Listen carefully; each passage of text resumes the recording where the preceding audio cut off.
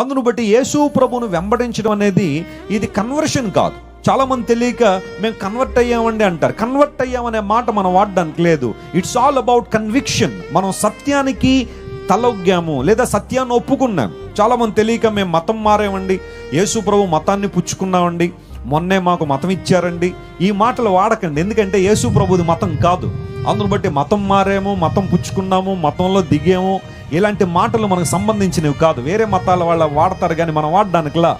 మీరు చెప్పాల్సిన మాట అంటూ ఏదైనా ఉంది అంటే, నేను సత్యంలోకి వచ్చానని చెప్పండి, నేను మార్గములోకి వచ్చానని చెప్పండి, నేను వెలుగులోనికి వచ్చానని చెప్పండి. అలా నమ్మిన వారు గట్టిగా చప్పట్లు కొట్టి దేవుని నామమును మహిమపరచండి. Jesus never came to this world to change our religion. In fact he came to this world to change our lives. He wants to lead us into truth. He would like to lead us into light. And he wants to lead us into life. నేనే మార్గము సత్యము జీవముని ప్రకటించిన యేసుక్రీస్తు ప్రభువారు మనకు మార్గమును సత్యమును జీవమునై ఉన్నారు గనుక ఆయన వెంబడించేవారు మార్గం